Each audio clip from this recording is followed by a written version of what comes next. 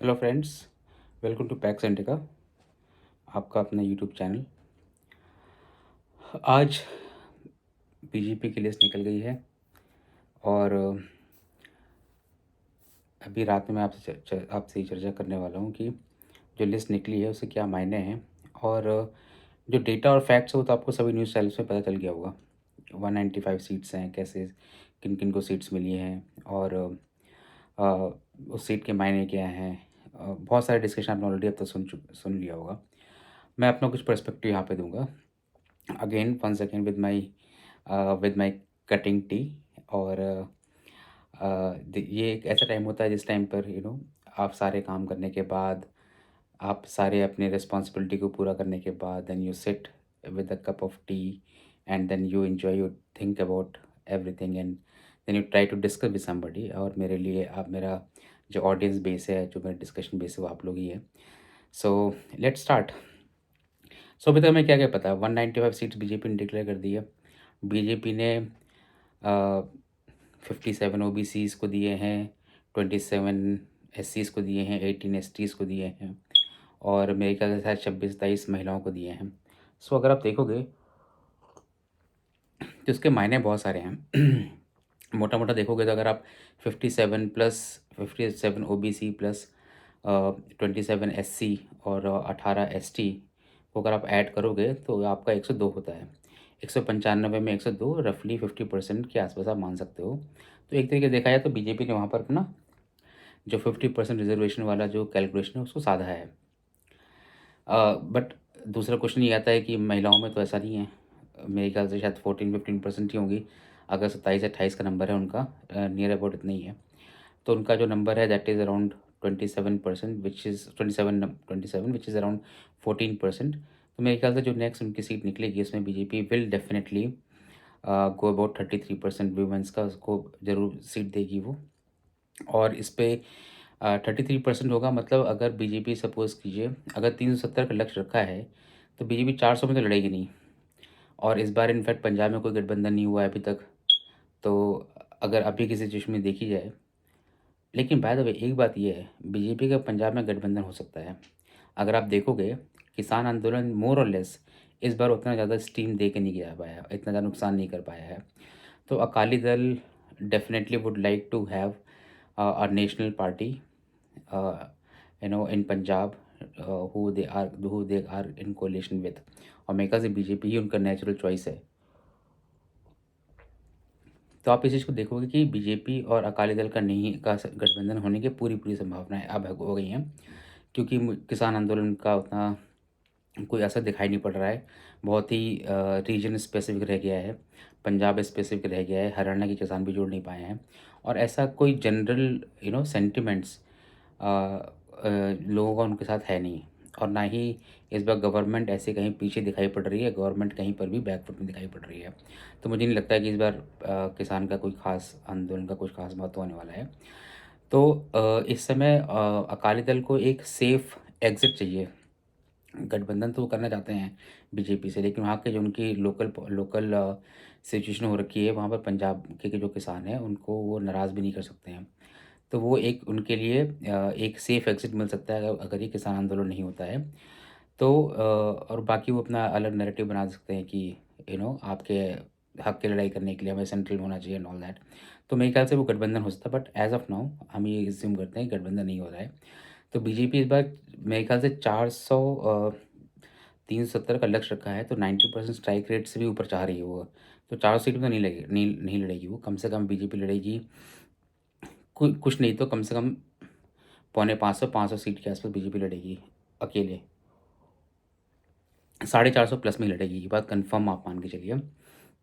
ये मेरा अनुमान है। तमिलनाडु में भी पूरे 39 सीट्स हैं, 39 में एटलीस्ट बीजेपी, अब एआईएडीएमके के साथ में नहीं है, डीएमके के साथ में, तो बीजेपी वहाँ पे पूरे पूरे सीट 39 शायद ना उतारे, लेकिन कम से कम बीजेपी वहाँ पे 30 से 32 अपने कैंडिडेट्स उतारेगी। और ये इमीडिएटली बीजेपी का जो पहले का जो टैली था जिसमें वो नंबर ऑफ सीट कंटेस्ट किया था उससे सिग्निफिकेंटली बढ़ जाएगा। सिमिलरली पंजाब में बढ़ जाएगा, क्योंकि यहाँ पर भी इस बार अकाली दल नहीं है तो बीजेपी अकेले लड़ेगी। तो वहाँ पे भी इसका बढ़ जाएगा।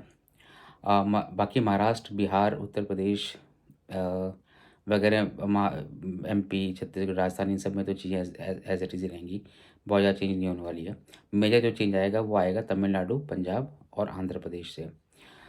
इस बार इनफैक्ट तेलंगाना में भी बीजेपी काफ़ी सीट पे लड़ सकती है, लड़ेगी ही। अगर आपने देखा होगा रिसेंटली हुई बीआरएस के एक सिटिंग एमपी ज्वाइन कर चुके हैं बीजेपी को, तो वो बीजेपी के लिए एक शॉट इन द आर्म हो गया है। तो बीजेपी वहाँ पर नॉट पूरी सीट में ना भी लड़े तो एटलीस्ट मेजॉरिटी ऑफ सीट्स में बीजेपी लड़ेगी। तो ये सब सीट जो है बीजेपी की, ये कंटेस्ट करेंगे तो बीजेपी ऑलमोस्ट 450 प्लस सीट्स में लड़ने वाली है इस बार।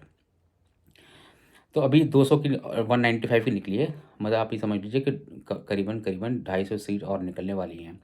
अब 250 सीट्स में बीजेपी को जो फीमेल रिप्रेजेंटेशन, वो बीजेपी डेफिनेटली आप ये मान के चलिए 45% 40 to 45% बीजेपी करेगी करेगी।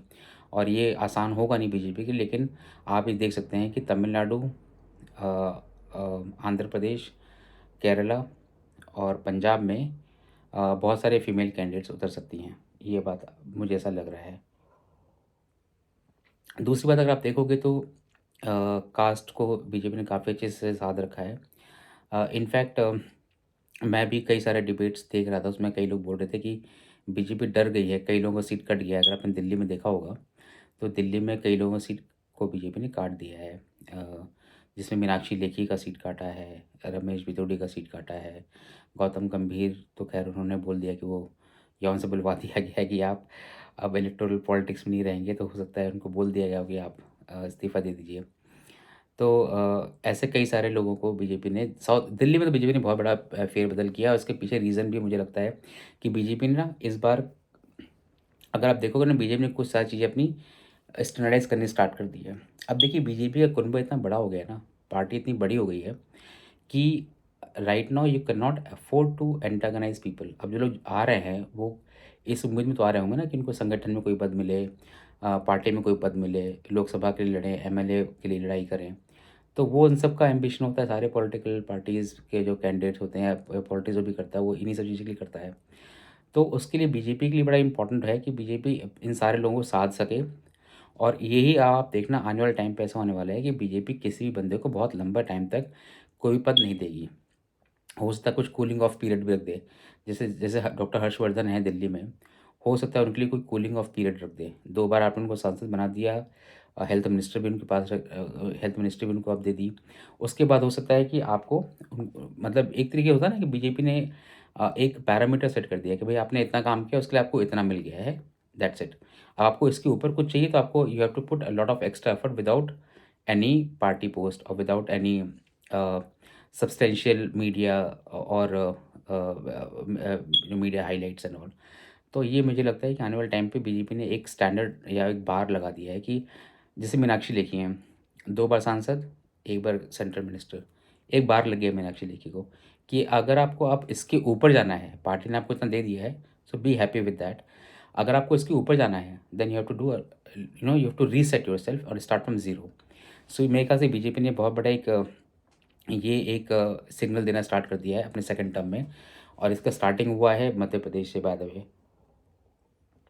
मध्य प्रदेश और राजस्थान और छत्तीसगढ़ के इलेक्शन में शिवराज सिंह चौहान को हटाना was not a joke, not an easy task.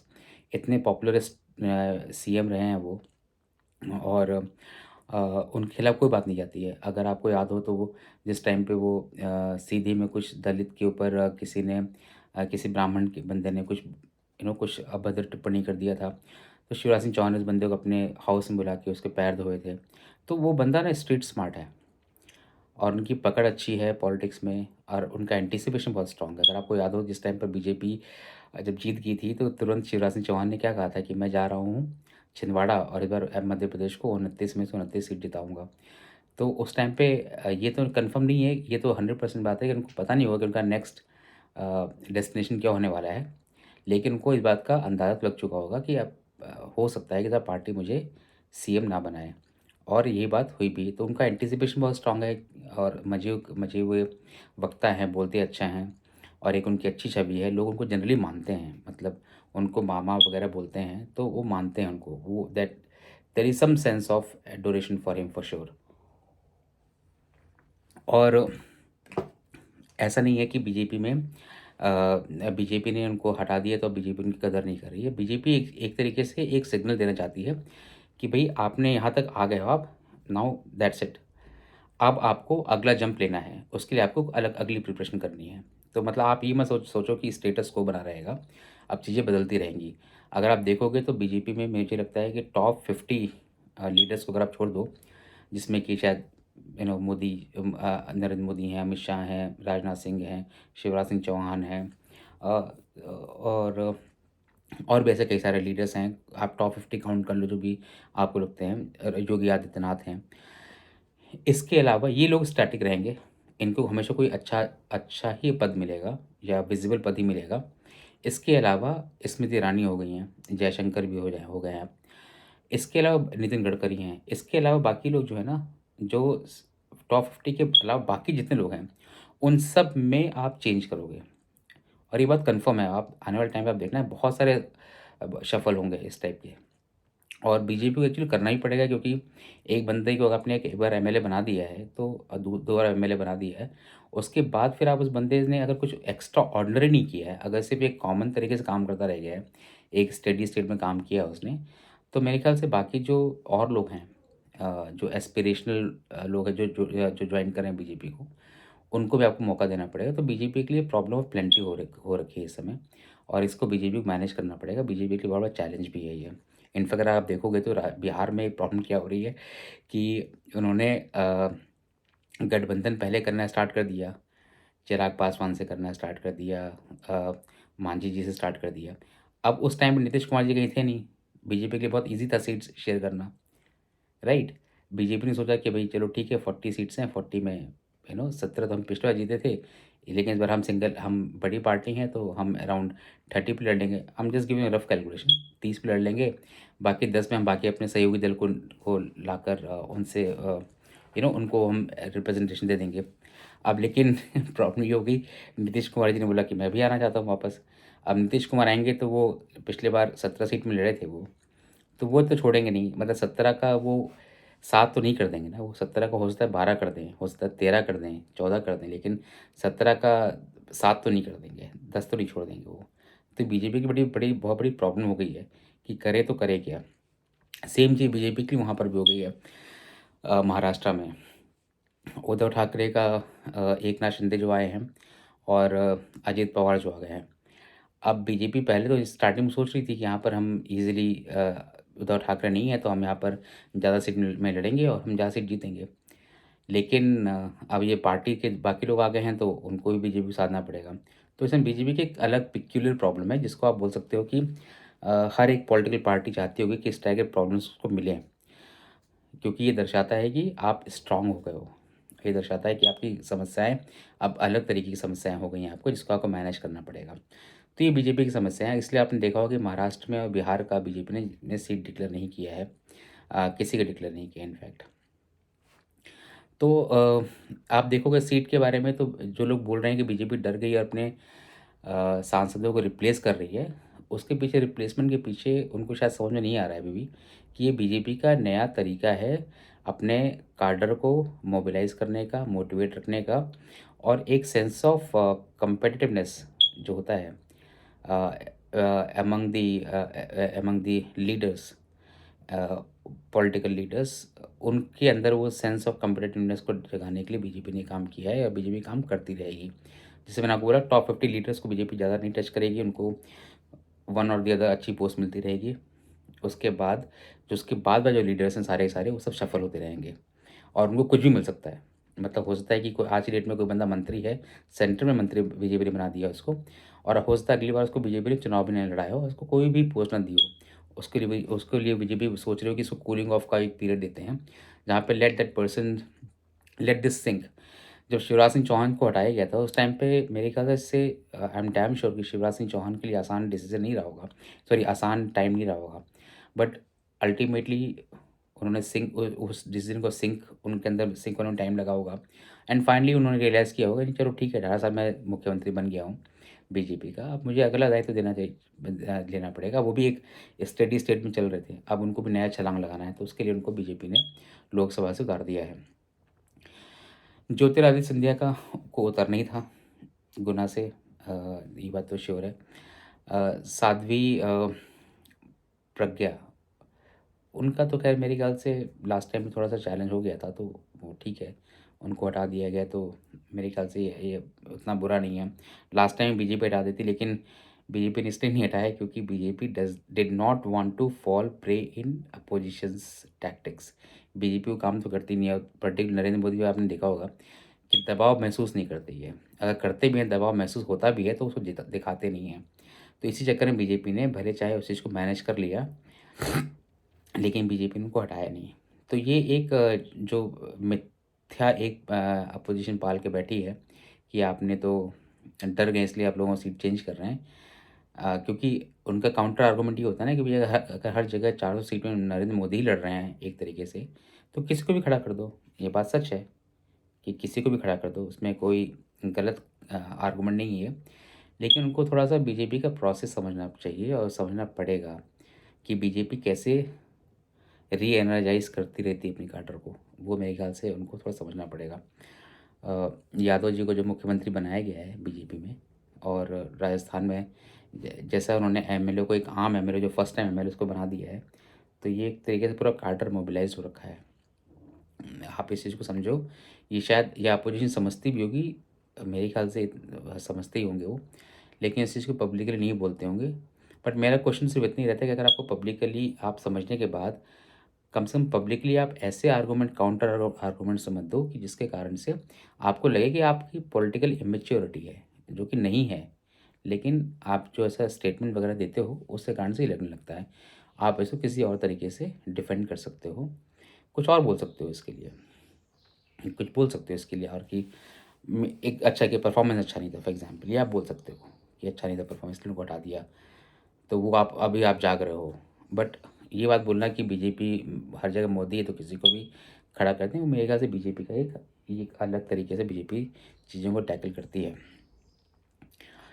और दूसरी बात एक ये भी है कि जिन लोगों को हटाया गया है, ज़रूरी नहीं है कि, या जिन लोगों को टिकट नहीं मिला है, जिनके टिकट काटे गए हैं और जिनको टिकट नहीं मिला है इस बार भी लोकसभा के लिए, ज़रूरी नहीं है कि ये लोग बीजेपी के लिए एक, जिसको बोलते हैं ना, स्पेंड फोर्सेस, खाली कारतूस या चुके हुए कारतूस हैं, ऐसा नहीं है।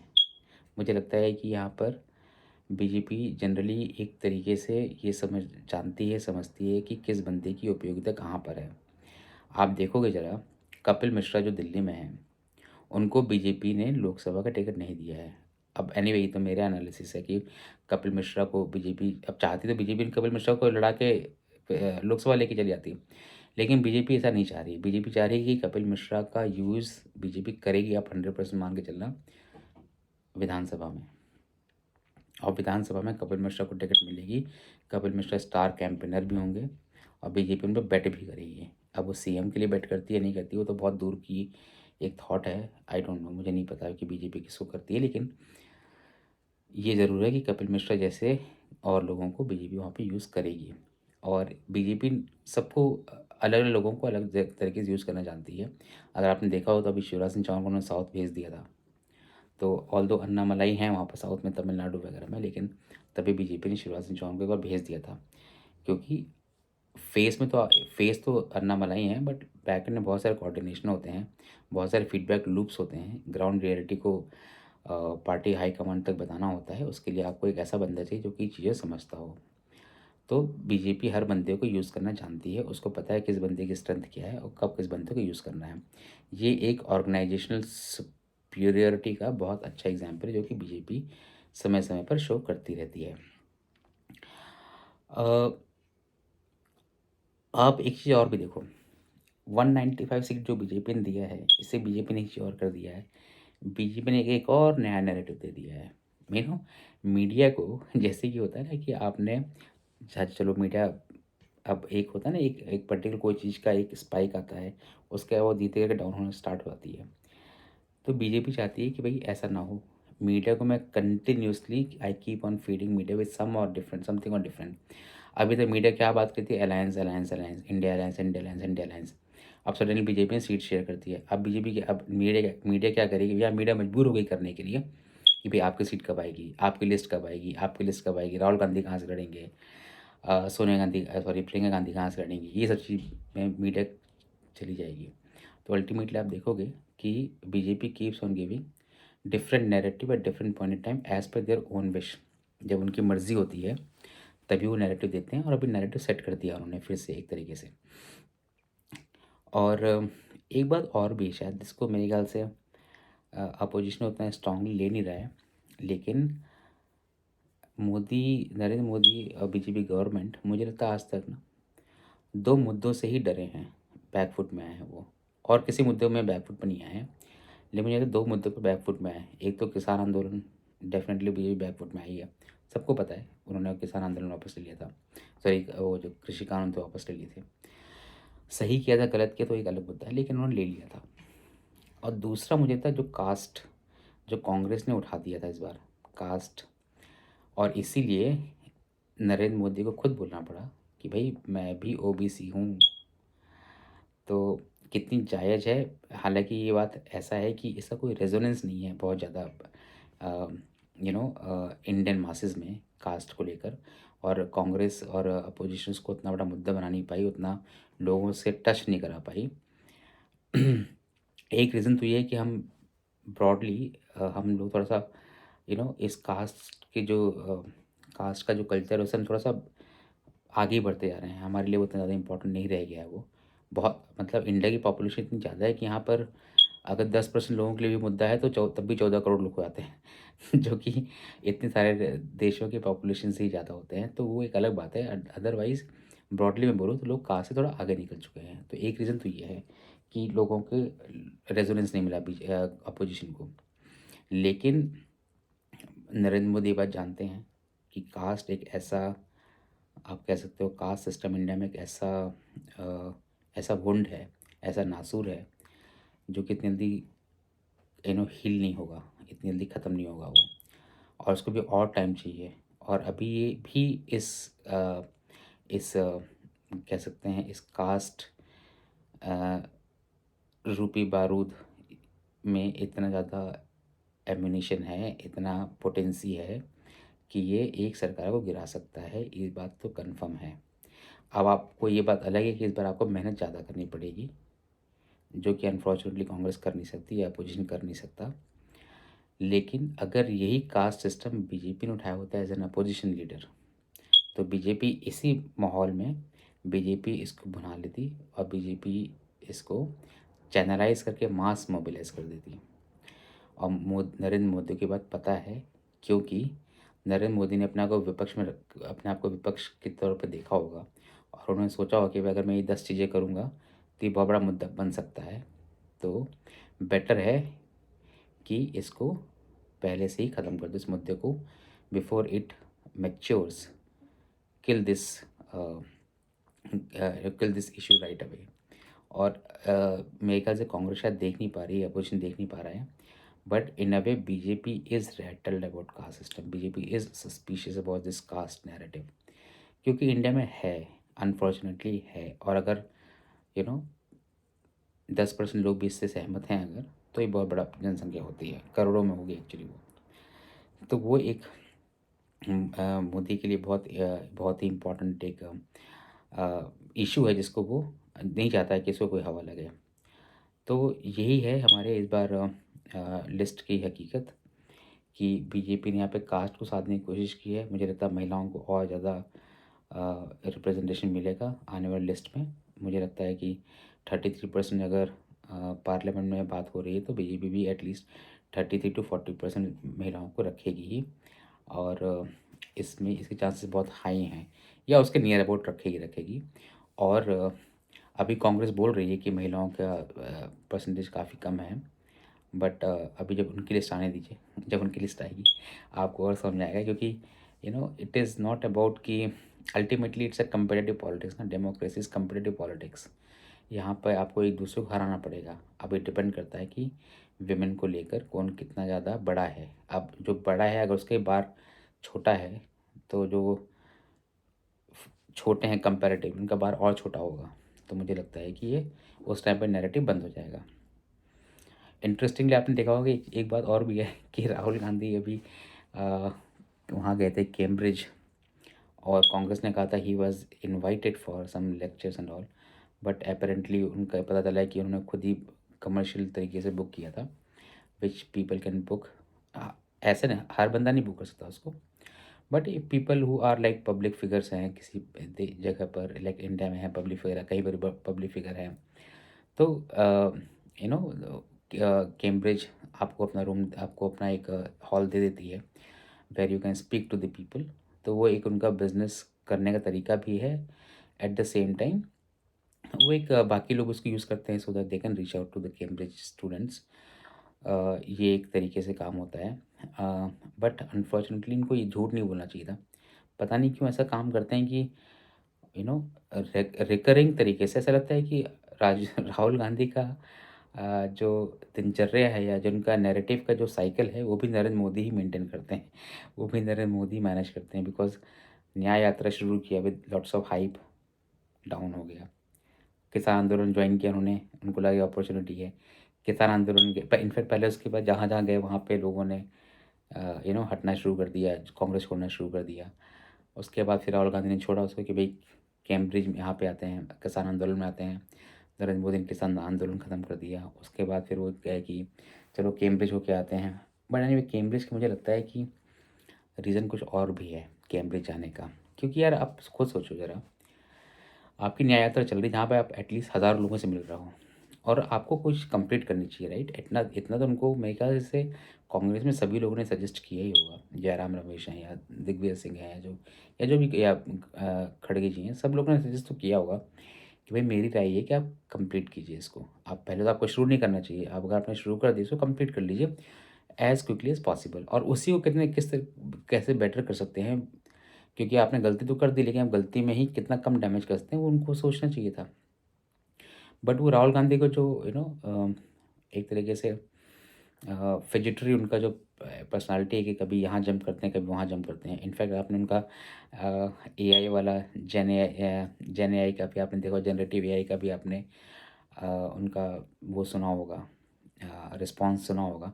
नहीं सुना होगा तब ज़रूर देखिएगा, और हो सके तो मैं उसमें अपने डिस्क्रिप्शन में उसका क्लिप भी डाल दूँगा, आप देखिए ज़रा। मतलब मेरे ख्याल से बहुत इम्पोर्टेंट है कि राहुल गांधी तो मुझे नहीं लगता कि is fit to lead India for sure.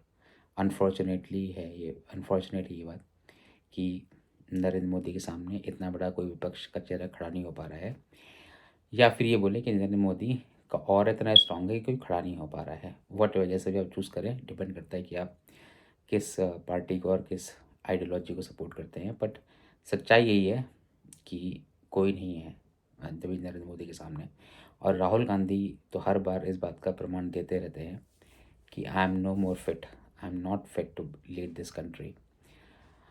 सो इतने कह के आज समाप्त करते हैं।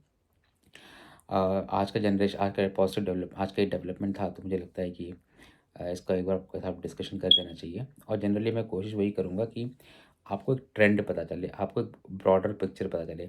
जो फाइन ट्यूनिंग है कि इसमें कितने लोग हैं, कितने लोग ओबीसी हैं, कितने लोग नहीं हैं, ये आपको डेटा तो मिल जाएगा हर जगह पर, बहुत डिस्कशन हो रहा होगा। बट उसके पीछे का रीज़न या ओवरऑल बिग पिक्चर क्या है, मैं कोशिश करता हूँ कि जैसा मुझे समझ में आता है वैसे मैं आपको समझाने की कोशिश करता हूँ। गलत भी हो सकता हूँ, सही भी हो सकता हूँ, but I will keep on learning. Thank you so much, और that's it. Good night, have a nice time, bye bye.